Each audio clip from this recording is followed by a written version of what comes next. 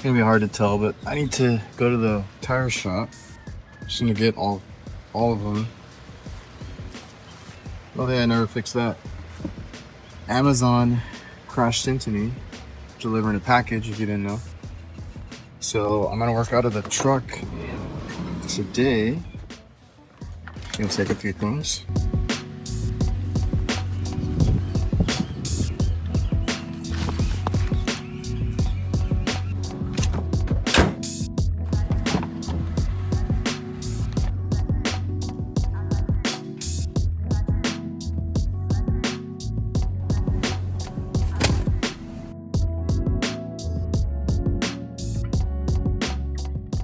Hola, what is up, everybody? Welcome back to the channel. Make sure you like and subscribe. Would appreciate that greatly. So today it's a Monday, trying to keep it easy-ish. So I have to go to this small walk-in box that it looks fairly new. I don't know what was going on there. It's for a restaurant inside of a Walmart here, not too far away. And basically, they were complaining that the temp was way off, the range on it was way off. So initially, they needed a new display. So our guys changed out the door display, which I'll show right now. And when we put the new one in, or when the guys put the new one in, there was they didn't do any programming to it, right? So it was set up more for like a cooler, so all the alarms and different things, because I guess it beeps and stuff. I had to go in there and change that and kind of adjust a few things. So always read the manual. They gave me the manual, and I'm like, okay, let me just set it up for you. I had to tell them that's not what controls your box, right? So if you guys do any refrigeration on walk-in boxes, there's always going to be one by the door. It could be analog, it could be digital, but that's usually just a display, right?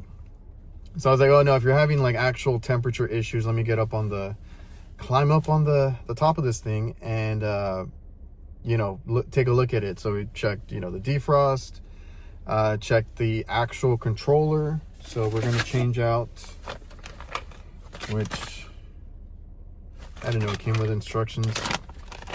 No pamphlet, but you get a little sheet of paper there with the different parameter things and all that. So we're going to change it out. This is a Dixel. I did not want universal, so I went and special ordered this. I'll show you guys what it was doing, but the universal ones don't have the spade connection. So again, I'll show you what I'm working with. I had no room to do any sort of rewiring. Let's just put it that way. So I wanted the original, so basically OEM. It is supposed to be pre-programmed, but if anything, you just go through your parameters, set it up as a, whatever you're working on.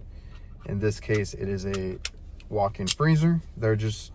And I asked her if there was a special temp they needed, because some will just want it under 10. Some will want it under 0, like consistently. Some will want it negative whatever, right? Negative 10, negative 20, especially if they hold ice cream, stuff like that. You have to understand that not all walk-in boxes are made the same. Not every restaurant holds the same product. So I just kind of asked her, and she's like, no, it's whatever. It's a sandwich shop.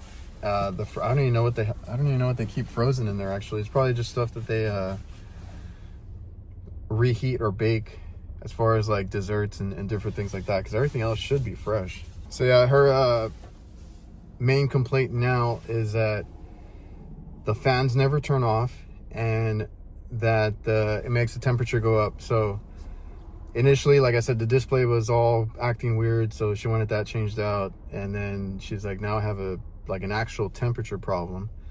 And when I went there, we took it apart and everything, and I went and made sure the controller was programmed correctly.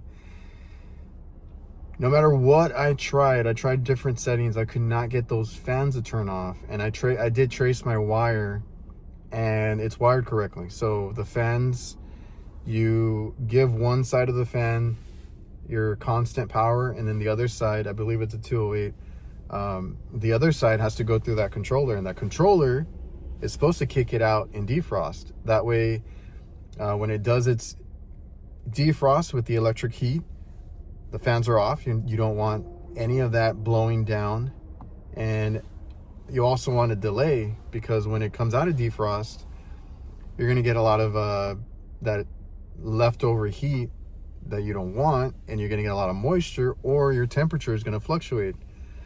So tried everything, and I told her it must be internally where the contacts stick, whatever it is.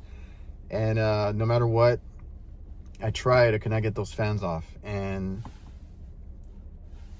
it's new. Like I said, it's newer, and the easiest thing is just to replace the whole controller. That way she has no issues going forward. She was okay with it, and we're gonna go back right now, hop on that walk-in box. I need to gas up real quick, and I'll put that controller in, and then I need to get the van new tires. And I heard like rattling and scraping. I could not see anything when I quickly looked. It's also been raining. Today's the first sunny day that we've had in like over a week, and since I got back from my Orlando trip. So I need to take that in so I can get back out on the road. I just want to get a few calls and follow-ups done in the morning while I can, because tire shop's gonna take forever.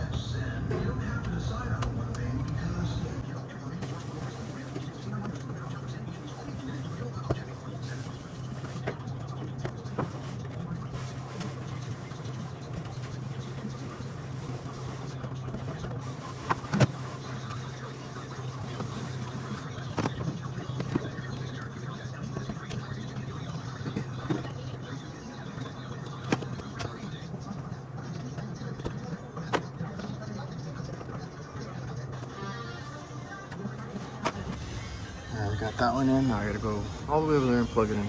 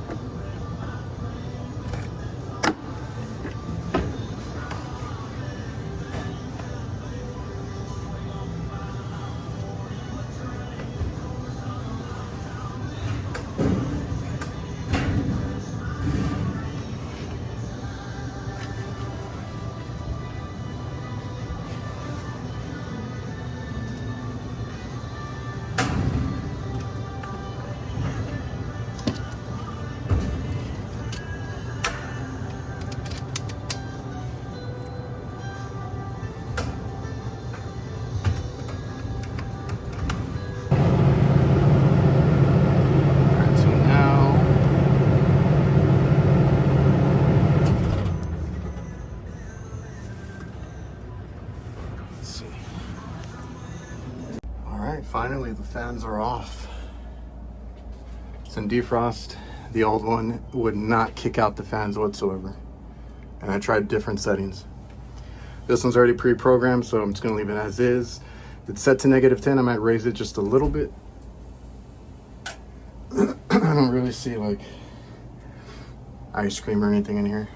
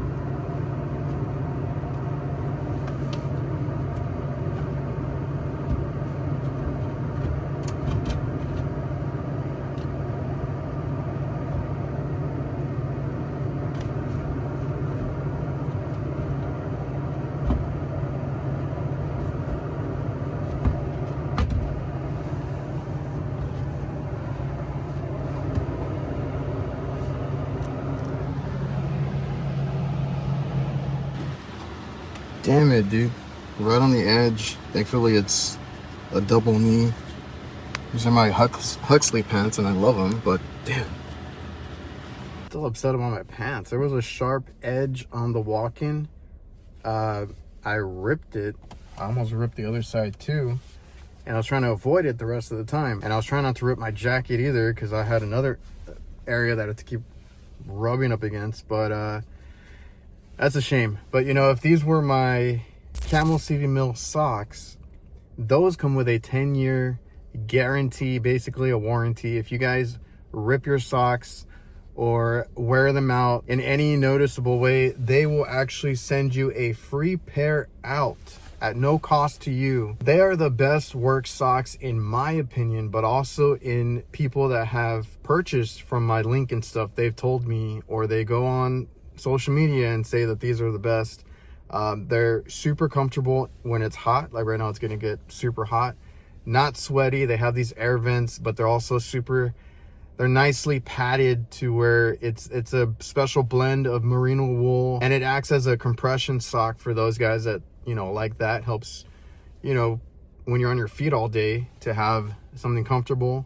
Compression is a good feature, and they don't get nasty and wet at the end of the day if you're sweating like crazy. And also in the winter, I found that I'll also use like the higher, you know, socks that go up to your calf or over the calf that they have now, and those will keep you nice and warm, comfortable. If you guys want a discount, go to camelcitymill.com and use code reliablehvacr10. I'll leave a link down in the description as well. How do you like them tight spaces? Yeah, I do a lot more refrigeration than anything, and I get into some weird spots. Like I said, I'm gonna try and record more of that kind of stuff. This was pretty cut and dry. If you know how a unit works, right? We're doing a freezer in this instance. If you know how a freezer works, as far as like, are you doing air, well, any walk-in cooler or freezer, are you doing air defrost? Are you doing a electric defrost, hot gas? Like, what do you guys, like, what is it set up for? This is a freezer. It needs electric defrost. So there's basically a heating element when it goes into defrost that engages, and it'll, you know, melt all the ice and frost that has accumulated, especially during their rush hours when they have the door opening like crazy. So just know how it works. And in a walk-in cooler, when it goes into defrost, it is an air defrost most of the time, unless it's like a hybrid cooler freezer type deal or something like that. But in that instance, the fans are continuous. A walk-in cooler, 99% of the time, it's going to be a fan on 24/7 type of deal. If you're working on a freezer, whether it's small or big, you're most likely going to have a defrost where the heating element comes on, and your fans have to turn off, because you do not want all that heat dissipated throughout the whole walk-in box. And then you don't want, as well, like I mentioned, the fans to come on too quick. You usually have a delay after defrost, so that all the heating elements turn off, and then the refrigerant comes in. It'll build the slightest frost on that evaporator, and then the fans come on. That way, when it comes on, it's already cold. There's no heat. There's not going to be any moisture. There's not going to be any fog, anything that you don't want in a freezer, any warm air going through or anything like that. So on this one, the fans never turned off, and that is not right. If you go into the programming, I already had it pulled up on my iPad just in case, but the new one was already pre-programmed. But last time I was here, I was going through the program. You on most of them, it's some sort of 2-button situation. So at this point, I had a hard time finding manuals. When I started, I actually had iBooks on my old iPhone, where I would save PDFs that I could find, and that was always like my reference. So I used iBooks to hold all my PDFs. Now you can do it with files if you guys are Apple users. But if you have internet connection at work, you can just Google this stuff, because that's what I do most of the time. I do have some web pages like bookmarked for future reference, like the Dixel controllers, the Danfoss controllers, some other ones that I've never seen before. I'll look them up and I'll make sure that I bookmark them or save them as a tab or whatever it is, and I can go back and reference them when I work on them, often. So like on this one, I went back to that a Dixel, the controller manual, and I went through all the parameters, and I was able to see, in defrost, what kind of defrost are we doing? And it'll tell you there's different options, like fan always on, fan cycles with compressor, fan, you know, whatever it is. There's a few options. And then you just, you know, make your changes. I tried different ones, and you go through it, and I tried to help them out because I was like, this controller might be a little pricey, especially if I get the OEM one, because I didn't want to do, and I showed how close those wires were. I didn't want to do any splicing. It might have only been a couple of them, but still, I was not going to splice, modify it and everything when we can just order it, plug and play, and it's already programmed. So that's what I told her, and she was okay with it, as long as you're honest with them, because I've had the issue of trying to help them out, and then it bites me where I'm like, well, it took me way longer than I thought, or something else didn't work, or it didn't fit right, especially when you go universal, stuff like that. So it can bite you when you go and try to make something work. Unless you've already done it before, then you already know. So on the old one, there's a few different options for defrost, and I tried a few of them that would cycle off the fans. There was a couple that said the fans will be off in defrost. I forgot what they were called, but I tried both. I think it was 2. Fans never turned off. Tried it several times, couldn't get it to click off. So I just told her, you know, it works. You're just gonna get either a little condensation, or you're gonna see that display go up. And that's what she was complaining about, that the display showed her that it was like 40, 50 degrees in there. And this controller just wasn't doing what it was supposed to do. And, you know, we put the new one in. It's already set up, so I just made sure I tested the defrost, and I adjusted the temp to what they would want. And lo and behold, the fans turned off. Everything was good. Like I said, if you guys know, just understand how equipment works, because that was something I had to learn, and it's something that I still teach to any guys that are with us, or my dad, if he's, you know, he wants to see what I'm doing. I'm like, no, you know, the fans should be off. There should be a delay. Their heater should be on, you know, this and that, whatever.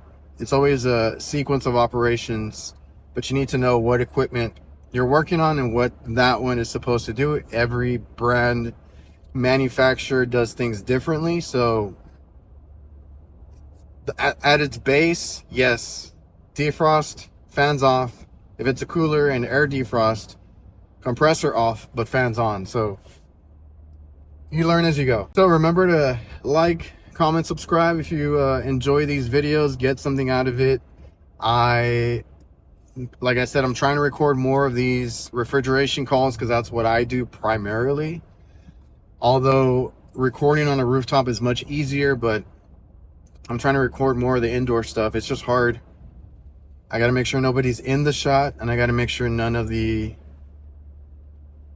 brands are in the shot. But I just have to be a little careful with being around people and all that. So more of that coming. Hope you guys enjoy. Remember to check out the links in the description. Any of those that you check out, if you buy merch, check out Chemist Liddy Mill socks, check out Jobber for your business, and there's a few other things. Anytime I get a discount or affiliate link, it is down below. You can also check out the tool link. All of that helps the channel out, because it's all monetized items, right? I get a kickback on some of that stuff. So that's how you can help the channel out, and the easiest and free way to do it is just to like and subscribe. So I appreciate you guys for tuning in. Make sure you check out my other videos that I got going on, the playlist that I'm building up, and make sure you subscribe to the channel. See you guys.